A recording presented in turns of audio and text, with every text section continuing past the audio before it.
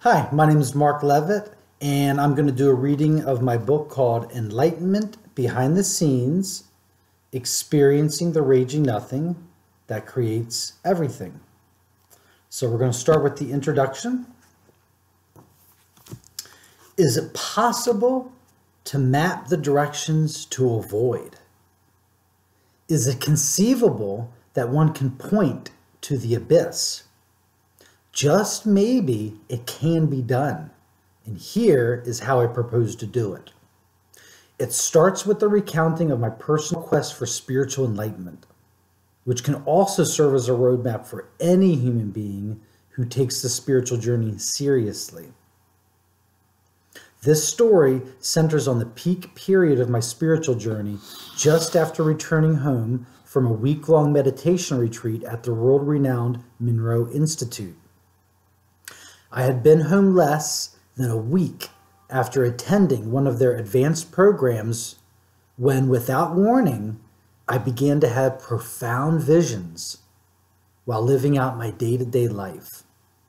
I could be taking a walk with my wife and daughter or going about my daily routine at work when I would find myself spontaneously thrust into a vastly more expansive perspective that placed my entire world in a wholly new context.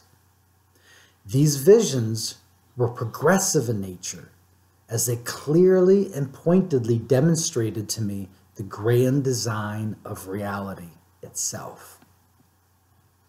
Some of these visions were existentially devastating, and some were downright terrifying, as they exposed the true nature of self.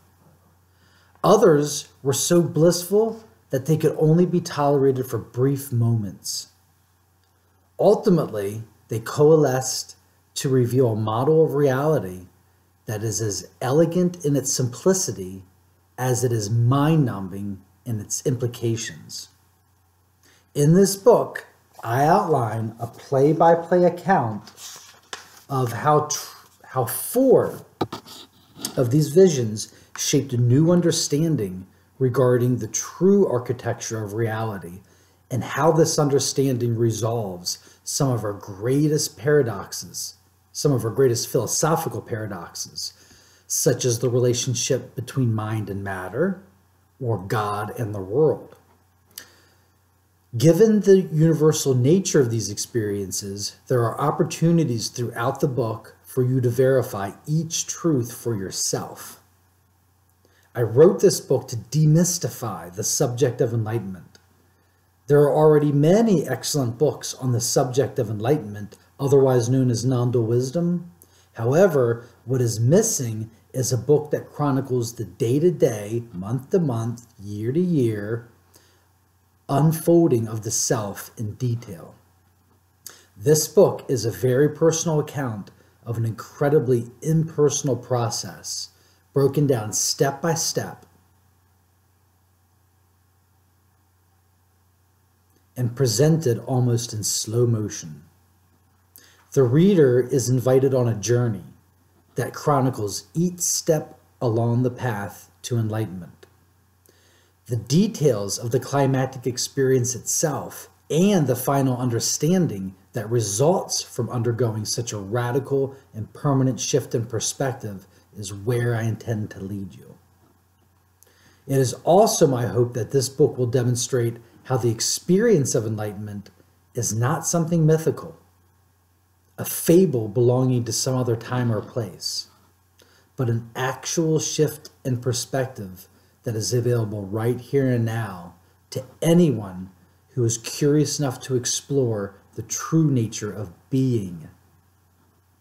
I speak to you from the point of view that we all share the same human experience, and when we explore the depths of our minds, we find the same treasure awaits us all. The fact that I am a husband and father with a full-time career stands as proof that you don't have to choose between a worldly life and enlightenment. Throughout the book, you are offered a number of opportunities to verify for yourself some of the subject matter as it's being discussed. To be true to my story, I rely mostly on my personal journals, which are individually dated and appear in italics, while my current narration appear in normal type. And so it begins. Chapter 1, The Last Desire.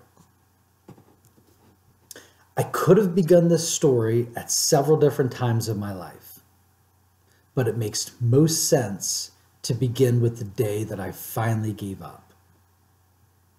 So now I'm going to read my journal entry from May 31st, 2001. Wherever I was at that moment, it was the end of the road for me. No more aspirations, no more plans, no more security, not looking for any changes or modifications to my life. I just came to rest in what I already was. It was the single most satisfying and natural feeling I've ever experienced. It was like a complete retirement from the game of life. I had been a spiritual seeker for over 10 years, and the seeking ended at that moment. I discovered something in myself that I call the last desire. The last desire is to desire nothing. I had spent my whole life waiting for something else, and now I was done waiting. Now, I am 31 years old and have pretty much retired. I still go to the hospital and run sleep studies, but I'm doing so in my retirement. We have a wonderful arrangement. I share my time at the sleep lab, and they share money for food and whatnot. I am not working to attain anything anymore. Since this discovery of my last desire, I have noticed that I seem to be dying in some quiet way. A big piece of me has already died. It is quite apparent that I could tell that as long as I continue in my practice, I will continue to die. And now that this is becoming clear, I realize that this is all I ever wanted. I would go as far as to say that it is the only thing anyone has ever wanted. So that's the end of the journal. And I write, looking back on those words now, a full decade after that particular moment of surrender, I find myself thinking, anyone who reads this is going to think I'm suicidal or depressed at the very best. But the truth is that this was probably the best time of my life, perhaps the very peak. I was happily married with a daughter that my wife and I both enjoyed spoiling with time in our hearts. I had a great job working at the sleep lab, which suited me in just about every way. We had just fulfilled our fantasy by moving out of the city into the beautiful Blue Ridge Mountains, just outside of Charlottesville, Virginia. Most important, this was also the period when my wife and I were at the peak in terms of our mutual spiritual seeking. So if things were so great, then why, you must be wondering, would the prospect of death be described in such glowing terms? Well, in order to answer that question, I'll have to go back to 1990, when all this spiritual stuff first began. I was in my second year of college, and I still had no clue as to who I was, what I wanted to do, or what the hell I was even doing in college. I was basically just hiding out and putting off the real world as long as I could. Perhaps this sounds familiar. One day, while waiting in line at a convenience store, my eyes were drawn to the cover of the latest issue of Life magazine. On its cover was a photograph of deep space, overlaid with the simple question, what is God? I stared at this magazine, simply dumbstruck. What is God? Why had I never thought about this before? It's a word that we throw around so casually, but now suddenly I was faced with the questions. What do we mean by the word God? And what does that word mean, or does that word mean the same thing to everybody? I was brought up in a non-practicing Jewish family, so I had zero theological indoctrination up to this point. My only knowledge of religion was what I happened to see on TV, which wasn't much. Well, for some strange reason, unbeknownst to me, I was compelled to buy this magazine. It was the first time I had ever read a news magazine, let alone plunk down my hard-earned money, which could have gone towards more fun things like pizza and beer. It's been over 20 years since then, so I can't recall what I actually got from reading the article, but what I do remember very clearly is being struck by a photograph of some Buddhist monks in orange robes atop a mountain with a look on their faces that seemed perfectly blissful and content. It was the first time I had ever seen such perfect contentment reflected in another human being, and I was moved to question, is this what it's like to know God? It was the first time I had ever considered the idea that it was actually possible to experience God. And if God could actually be experienced, then I wanted in.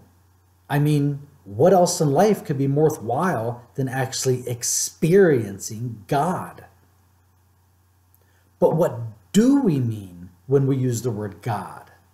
Clearly, everybody has different ideas as to what God is. But one thing that everyone seems to agree on is that God is the supreme source of everything. Whatever it is that gives rise to the existence of our universe earns the title of being God, by definition. But more importantly, I think God, as the supreme source, represents eternal truth, the very truth of our existence. Such truths as, who are we? Where are we? Then there is the biggie. What happens to us after our bodies die? So now, for the first time in my life, questions were stirring, and suddenly a need to understand reality became the most important thing in my life. I found myself staring into space and wondering, what is this place? And what are we supposed to be doing here? I see people running around, going to work and raising families, but it suddenly dawned on me that no one had ever told me what we are actually doing here, or what we are supposed to be doing with our lives. We all just seem to be blindly following the generation that came before us with no real sense of purpose or meaning. I became obsessed with the ultimate truth. I had to know exactly what, where, and why we are. And I was naive enough to think that the answers were already there if I just studied the right material. Since I had been drawn to staring out at the stars at night, wondering what the hell is this place, I figured the best place to start would be an astronomy class.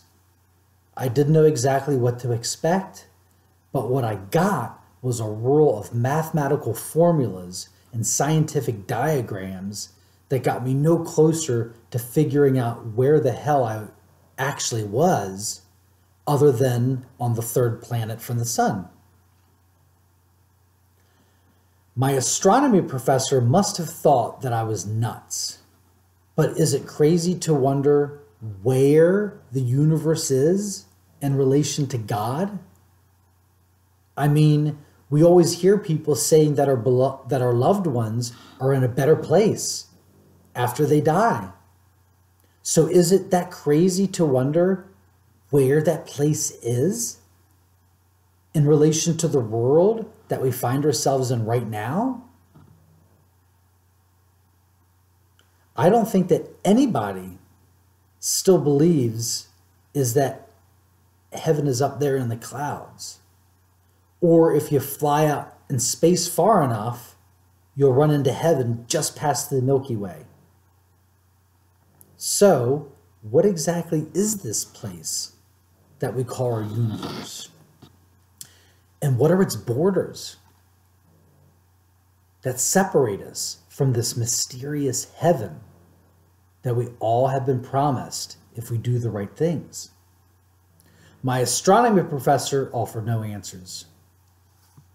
So, since my search for the ultimate truth via the sciences was bearing no fruit, I took matters into my own hands. It seemed reasonable to start looking at my own mind and my own experience of what it was like to be me, or more correctly, what it was like to be. It was a shocking and unnerving experience to take a good hard look at my mind for the first time. Initially, what became abundantly clear was that I literally had no control over my thoughts. They were coming on like an avalanche. But from where? I tried to slow the flow of my thoughts so I could see what was sparking this internal dialogue. But it seemed to have a life of its own. This was a disturbing discovery, but it hooked my curiosity for good. Does everyone talk to themselves like this? Does anyone else realize that they can't stop talking to themselves even if they try? Has anyone ever bothered to figure out why we must talk to ourselves continually? We appear to have perfect control over our bodies, and we all assume that we have similar control over our thoughts. But one single minute of meditation would prove to anyone that they have anything but perfect control over their thoughts. Right now, try an experiment for yourself. The experiment is intended to stop the flow of your internal dialogue. However, what you observe is what you observe. So let's see. Verify for yourself. Take a moment and watch your mind with the intention to abide in silence.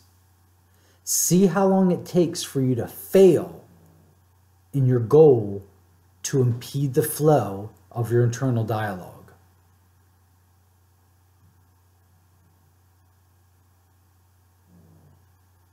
So how many seconds did you last until you noticed the internal dialogue rearing its head despite your best effort to remain silent even for a few seconds? In fact, did it not seem that the harder you tried, the noisier your mind got? Well, I tried it, and it was this realization that officially marked the beginning of my spiritual practice. I looked forward to meditating every day, and soon after my practice began to bear fruit.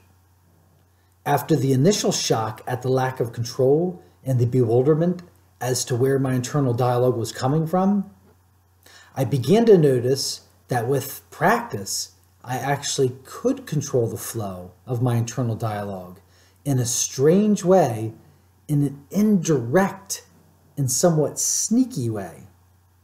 I discovered the method while attempting to trace back thoughts so I might find where they were coming from and what was sparking them in the first place.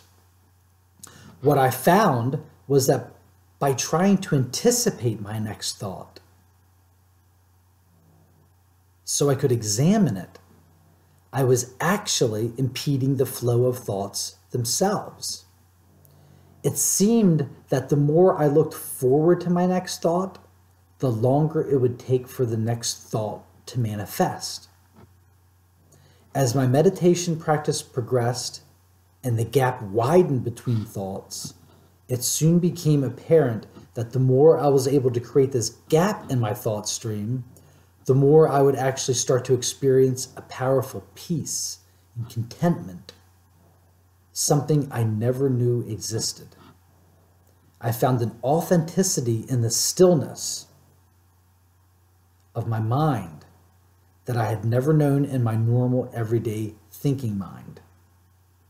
This stillness, however fleeting, revealed a feeling that seemed ancient or timeless. It was as if I had discovered an eternal reality, a reality that was always there and available to all, but obscured by this constant internal dialogue. For the first time in my life, I had seen the contrast between the still mind and the moving mind. I felt like I had just discovered a secret about who I really was. Up to this time, I had never even considered the prospect of being able to know myself on a deeper level. Until then, I had felt like there was no depth to being.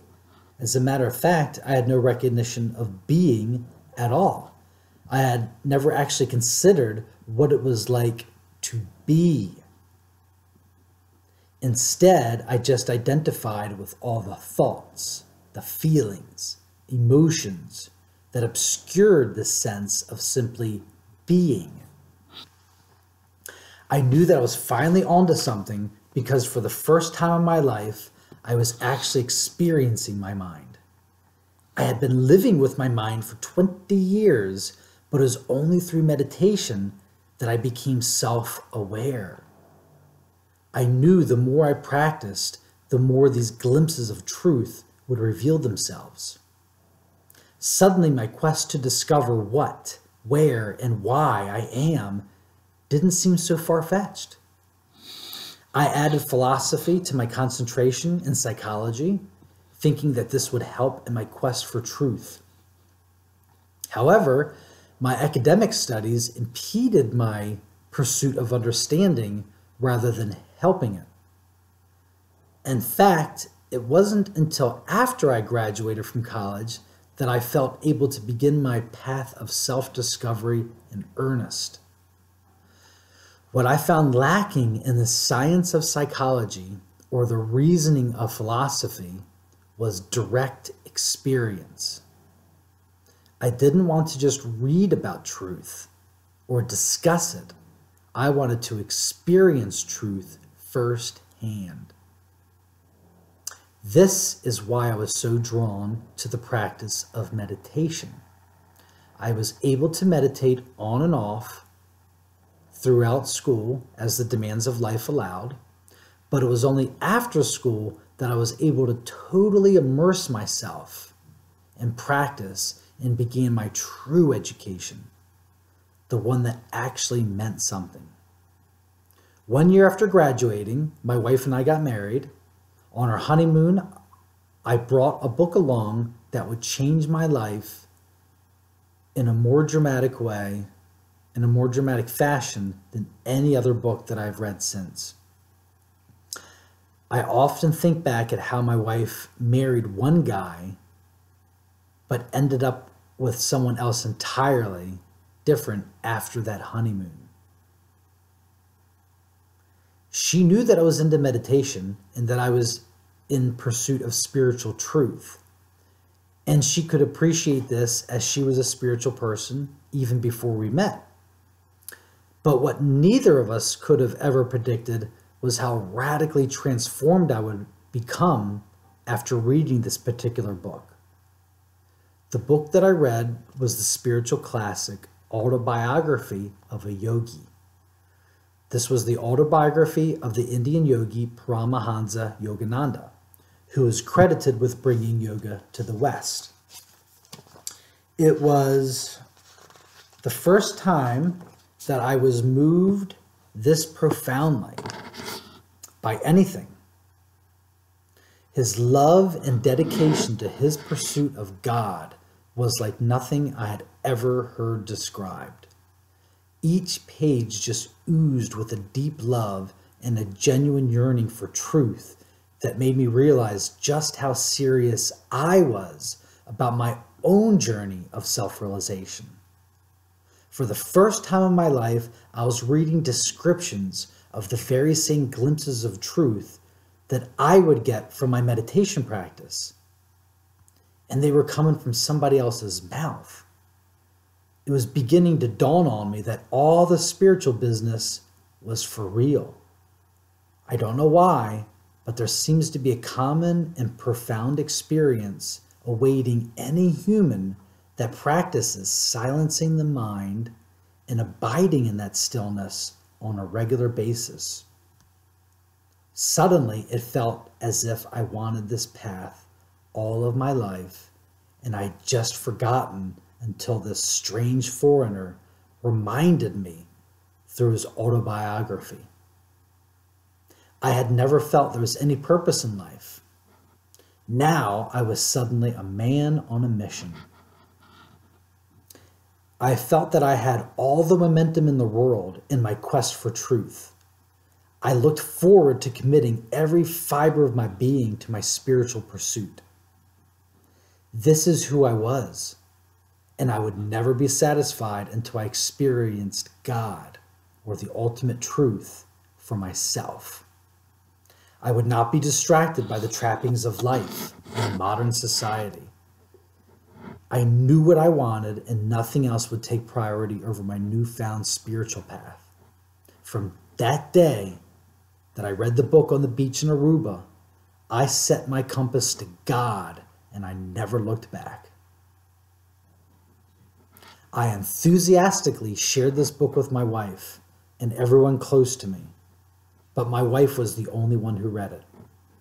She was soon bitten. She already had a strong desire to completely absorb herself in commitment to her own spiritual path. I have ADD tendencies, so when I get into anything, I get into it with laser intensity. So it was very easy for my quest for truth to just take over my whole life. Thankfully, my wife, who doesn't suffer from this obsessive trait and didn't get as crazy, as intense as I did, understood where my inspiration was coming from. She granted me freedom to absorb myself in my one-pointed pursuit of truth. As soon as we returned from our honeymoon, I immediately started researching anything that would help me with deepening my meditation practice. When I discovered what Zen and Tibetan Buddhism. I was absolutely infatuated with these new teachings. I devoured books and buried myself in meditation practice deeper and deeper as time went on. My actual meditation practice itself was very simple. I used a technique that I made up myself that was very effective for taming my wild mind. So this is a verify yourself. This is an invitation for you to practice this. So I write, I would start off with my eyes closed and just stare into my mind's eye. The goal is just to abide in silence without getting swept away by distracting thoughts. I would picture the blackness that I was staring into as a big slippery pole. I could feel thoughts. I would all right, let me start over. I would start off with my eyes closed and just stare deep into my mind's eye. The goal is to just abide in silence without getting swept away by distracting thoughts. I would picture the blackness that I was staring into as a big slippery pole that nothing could stick to. As I stared into my mind's eye, or rather this slippery black pole, I could feel thoughts. mental imagery, and other movements of the mind begin to develop. However, as long as I focused on the slippery nature of the black hole that I found staring into, no thoughts could stick or actually come into full formation. And if you attempt my method and succeed at keeping your focus on this formless state of mind long enough, very intense and powerful experiences begin to emerge.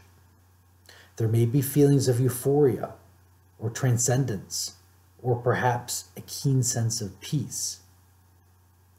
But if you can manage to regard even these overwhelming positive feelings as merely a distraction, then eventually something even more profound will take place. And this is where I was headed. However, these new feelings may not be so pleasant. In fact, for myself, I found them downright terrifying.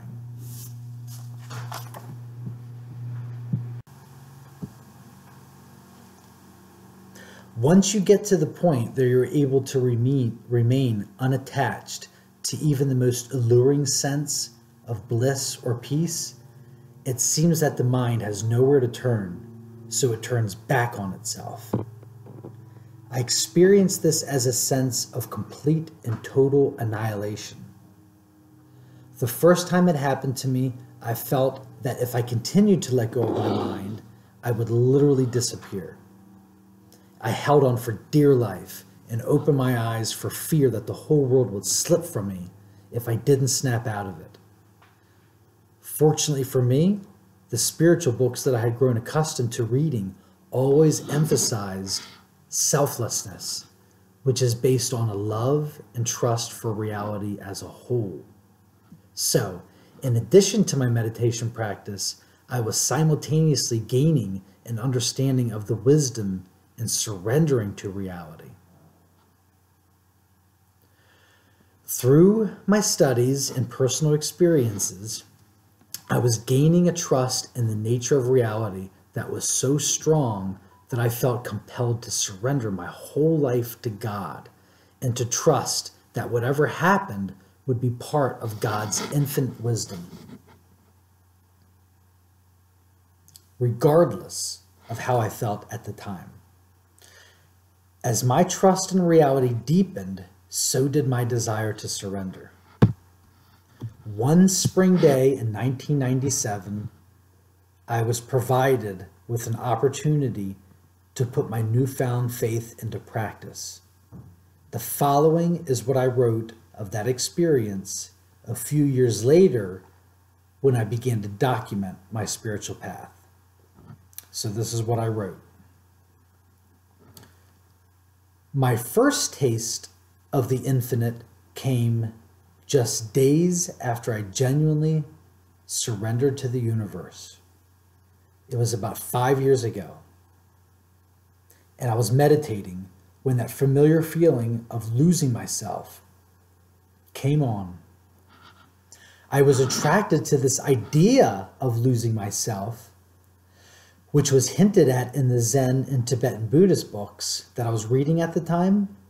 But when it came down to the actual act of losing myself during meditation, I recoiled in fear as I took this to be a very real death, and even worse, the annihilation of the world and everything I know.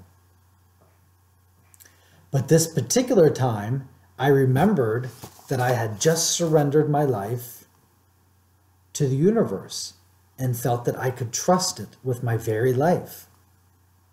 So I thought of what it was that I trusted, and what I came up with at that time was the term Buddha nature, which to me referred to the nature of reality itself. So while I descended into this abyss, this void, I kept repeating to myself, I trust in Buddha nature, I trust in Buddha nature, I trust in Buddha nature. I suppose repeating these words gave me the comfort that allowed me to let go from the very center. And the very next thing I remember was whoosh. Suddenly, I find myself in a disembodied state, completely awash in an infinite sea of loving vibrations. These vibrations were so intense that I really felt like I was floating on them as we float on water. The world as I knew it did not exist anymore. The only thing that existed was this boundless ocean of pure, loving energy. I recall remembering it as if the state was somehow familiar. The very act of remembering it was all it took to remind me that I was a me in the first place. And that is when I began to gain back a sense of self, remembering who I was. I remember thinking, this is beautiful, this is wonderful, this is incredible. And as I began to name it, my identity as an individual began to form, eventually leading to that feeling of treading water in this ocean of loving vibrations. My love for those vibrations and the whole experience itself grew so strong that I could feel myself solidifying, just so I could come back to a place in which I could think about and reflect on this incredible state that was beyond thought or comprehension. So what I didn't write, what I'd like to add is it's the grasping. It's the grasping of that bliss. It's the grasping of that state that brings you back and solidifies and brings you back to the self. When you lose yourself, there is no grasping. It just is. There's this pure being. But the bliss and the joy of the being, as that's processed, that's when the feeling of wanting to grasp it is, tempts you. And there's your choice. Grasp it and solidify, or don't grasp at it and abide. Okay, so now we continue. This was the very first time in my life that anything out of the ordinary had ever happened to me. Up until this point, the world seemed a pretty solid place. And although I questioned the nature of the world, I had never any reason to believe that I could actually transcend the familiar world as I had done in that experience. Also, there was nothing in any of the literature that I had read that made me think that it was possible to feel the way that I had felt. Bathed in those intense loving vibrations, I had never even heard of heaven. I had never even heard of heaven being described as anything this profoundly beautiful and overwhelmingly powerful. What struck me the most about this experience wasn't its transcendent nature or its raw power, but the fact that it was somehow strangely familiar. It's not that it was simply familiar. The whole nature of the experience suggested that these loving vibrations are eternal and are always happening, whether we are aware of it or not. It was as if that dimension of loving vibrations was and is my and our true home and our destiny. What we call the real world on planet Earth is just an imaginary excursion from this timeless realm of pure loving energy. From that day on, this experience became my holy grail, a trusted touchstone that I was willing to spend the rest of my life seeking. I saw my spiritual path as a path back home. I had a brief taste of the eternal, and now nothing else would satisfy. I was homesick. For the next 5 years, I immersed myself in my practice with increasing intensity. Not only was I meditating and studying, but I also started new practices such as lucid dreaming, out-of-body experiences, Salvia Divinorum, and perhaps the most helpful of all, a few visits to the Monroe Institute. The Monroe Institute was founded by Robert Monroe, who is famous for writing some of the first books on out-of-body experiences.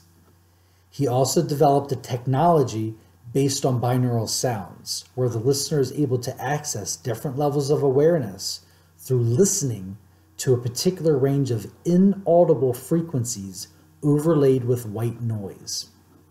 I had bought a series of tapes that were geared towards meditation, and I was so impressed with how deep they took me in my meditations that after saving up the considerable amount of money that it cost, I signed up for one of their week-long residential programs. In the brochure, they were very clear that one should not attend a program with the anticipation of having an out-of-body experience. I gathered that this is why most people attended the program, but that was not what I was interested in. For me, it was all about experiencing deeper levels of awareness. I viewed this program as an opportunity to plumb the depths of my own mind and hopefully aid in my self-discovery. It was early in the spring of 1999 that I arrived at the famous facility, the one I had read about and dreamed about for years. It's located in the beautiful Nelson County, Virginia, nestled in the foothills of the Blue Ridge Mountains, just a few miles from the house that I would move my family into just a month after my visit. The mountain views were more gorgeous and awe-inspiring than I could ever have imagined, and they completely surround the entire grounds to the point that anytime I closed my eyes, I could still see in my mind's eye a vast and dizzying series of lush green mountains, mountain chains stretching out infinitely in every direction. The housing at the Institute itself was very simple. Each participant had a very tiny room, just big enough for a desk and a bed, which was actually a small chamber with heavy curtains. With the curtains pulled back, I found myself inside my personal chamber. There was bedding, various lighting options, an intercom system, and a pair of professional-looking headphones. For the next week, my world was whittled down to this little simple setup. On day 2 of the program, I surveyed the inside of my small personal living chamber filled only with blankets and had the thought, this is the first time that I've ever truly been on vacation. Technically, I had been on many vacations before. I had been on cruises to the Virgin Islands, in different parts of Mexico. I had spent my summers and winter vacations with my grandparents in their house in Miami Beach. We would enjoy taking their boat up and down the coast from Key West to Annapolis, Maryland. Once I even spent the whole summer touring various islands in the Bahamas. But it was only now, in this tiny 3x7 chamber, that I discovered what it was truly like to actually experience a true vacation. The common denominator in all the conventional vacations that I had enjoyed in the past was that there was an I always in attendance. Whenever I visited these far-off places, my same personal issues followed as undeniable baggage. I still experienced the same insecurities and anxious feelings that plagued my daily life, even though they were quietly operating under the surface of a pleasant day at the beach. Now, in this tiny little chamber, for the very first time in my life, I was aware of what it was like to actually be on vacation. This was a true vacation, a vacation from all the tensions that had previously permeated my sense of being, so thoroughly that I had not even noticed them as a constant backdrop to my everyday existence. During the course, we would do about 6 one-hour meditation tapes a day in our personal chambers. Between each of the sessions, all of the participants would meet in a conference room where we were free to share our experiences if we chose to. The participants came from all different walks of life in all different countries. Many were visiting from far-off countries, and without exception, everyone seemed to have their own unique belief system. The one thing that all participants shared was a desire to experience an expanded sense of what it's like to exist, whatever that meant to them personally. Even though we all listened to the same tape with the same frequencies at the same time, everyone was having their own unique experiences based on their personal predilections. These experiences could include anything from dreamlike visions, out-of-body experiences, powerful emotional remembrances, healing or transformative experiences, etc., etc. Prior to this visit, I had read some books from others who had shared their own experience at the Monroe Institute. So, whether I realized it at the time or not, I had some expectations as to what I would experience. It's not that I was locked into any specific expectation, but rather a general assumption that whatever I would experience at the Monroe Institute would be visual in nature. But what I would come to experience during this week-long retreat was far more profound than anything that I could have ever imagined. The following is from the journal that I wrote between sessions on day 2 of the program. It speaks to the difference between what I expected and what would actually manifest. So I wrote May 5th, 1999. Wow! This is a bit hard for me to write about because it has got me so charged. But I realized that it is awareness itself that is so important. The deep state of awareness that I had just experienced was so intense that I can't find words for it.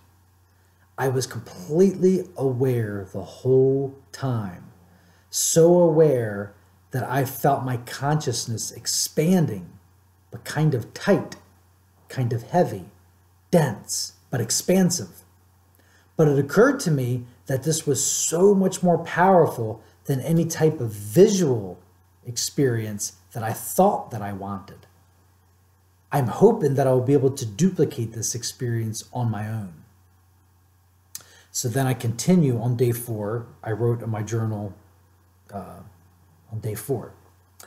Very deep, can't talk. Heavy, deep awareness.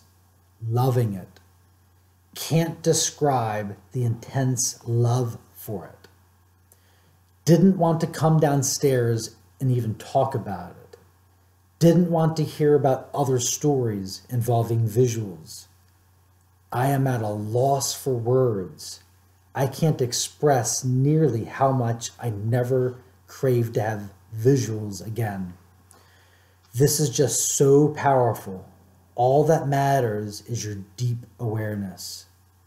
What is so important and intense is that deep, deep, deep, deep level of awareness.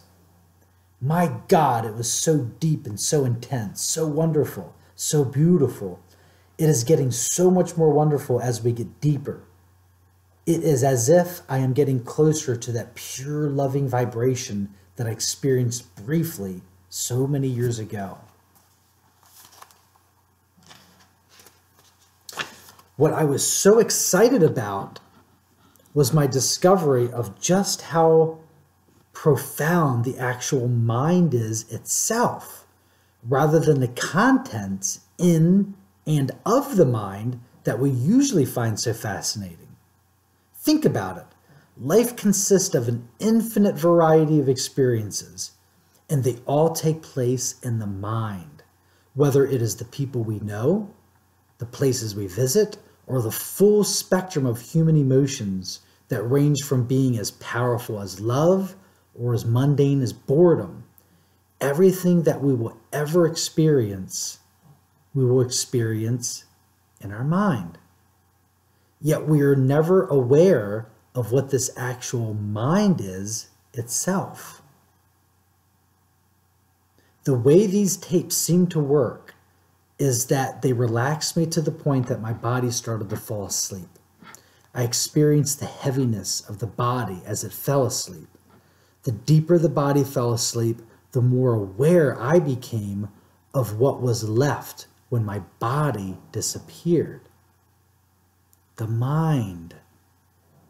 This was not the usual thinking mind that we associate with in our daily lives, because that everyday thinking mind is strictly identified with the body, which was now fast asleep, and for all intents and purposes, gone. So, what's left is a disembodied sense of simply being. The physical senses having dropped, and all that remains is a field of awareness that fills a deep, open space stretching out infinitely in all directions. Even the thoughts or feelings that may arise regarding this sense of spaciousness and accompanying bliss are short-lived, as there is no longer any sense of attachment or identification with the specific contents of the mind. The focus of the experience now is on the mind itself, or more specifically, the aware space or capacity for all the contents and experiences, such as the one you're having right now. The reason that I attributed such a sense of profoundness to this newfound awareness was because it felt timeless, as if it always had and always will exist, despite the fleeting content that comes and goes within this spacious mindscape.